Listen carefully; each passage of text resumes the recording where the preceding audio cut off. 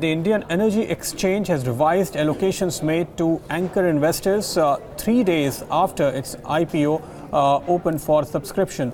Let's get some more details on that. The foreign portfolio investors are in fact not allowed to invest in this offer. Now, Jayesh Khilnani is standing by with more details. Jayesh? So Pradeep, it's not that they're not allowed. We are awaiting clarification from the company, which in turn is waiting to hear from SEBI. Now let me just tell you what has actually happened. So on October 6th, we know that rupees 300 crores was allocated to the anchor investors, which was a bunch of them, including FIIs and mutual funds. Now, as of yesterday night, there was an exchange notification in which IEX has revised their anchor allocation, which has now in fact come down from 300 crores to just about 130 crores. Now, we spoke with the management earlier on, and what we understand is that in fact, there had been objections from some of the custodians of the FIIs regarding the FII participation or the norms that govern FII ownership in the company, because of which the company has decided to revise their anchor book allocation downwards to 130 crores, and in fact the remaining 170 crores has now been added back to the QIB section, which now stands at about 370 crores.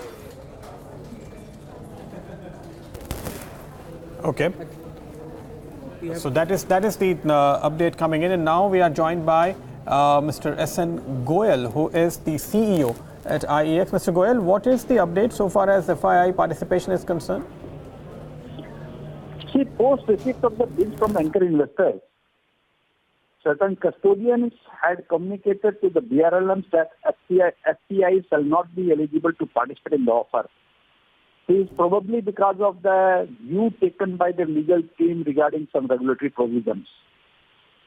And the company, along with the BRLM, we discussed this issue with the regulator, but then the time was very short and it was not possible to give some clarification to them.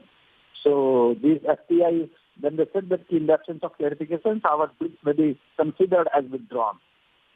And accordingly, to unnecessarily complicate the issue, we decided that let FPI not participate in the issue, let this be a purely domestic issue. And the allocations which was there for the FPIs in the anchor book, that has been transferred to the QIB main book now. And accordingly, the issue size, which was 700 crore rupees, now is 870 crore rupees. And as of now, the issue is already oversubscribed by 1.5 times. Mr. Goel, I understand that issue is fully subscribed as of now, but if you look at the FDI guidelines, it very clearly says that in the case of power exchanges which are regulated by CERC, the FPIs are only allowed to participate in the secondary market. Now, this is an IPO which you are coming through. What is the kind of legal opinion did you get before you started the? Now the point is, in this IPO, company is not raising any money. These are all secondary transactions. Okay. Company is not raising any money. This is a OFS, pure OFS. That's one of the issues. issues. The point is, I will not like to get into this debate now, since regulator has not clarified this issue, and we decided to go ahead with the without participation of FPI in this issue.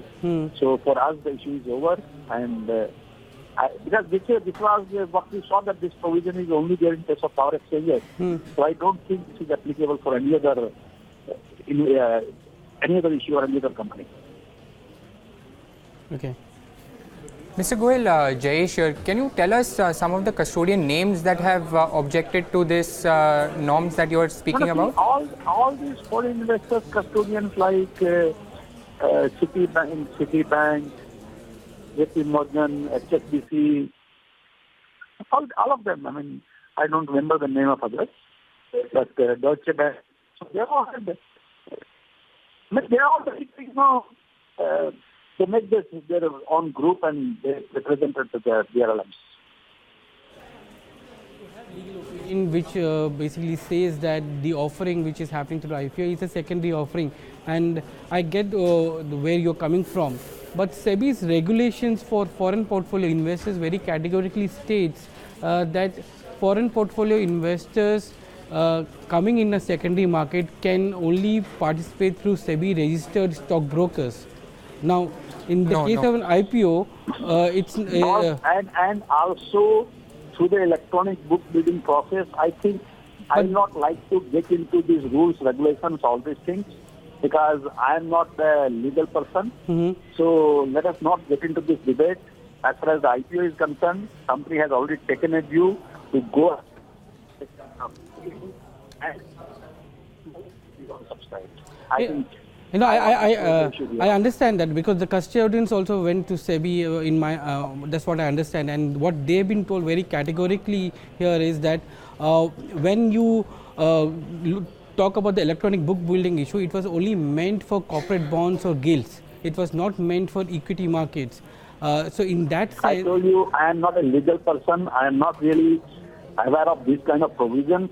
We discussed with SEBI. SEBI also appreciated the concern, and they said that, but they will need time to examine this. And anyhow, did you? I don't want to comment any.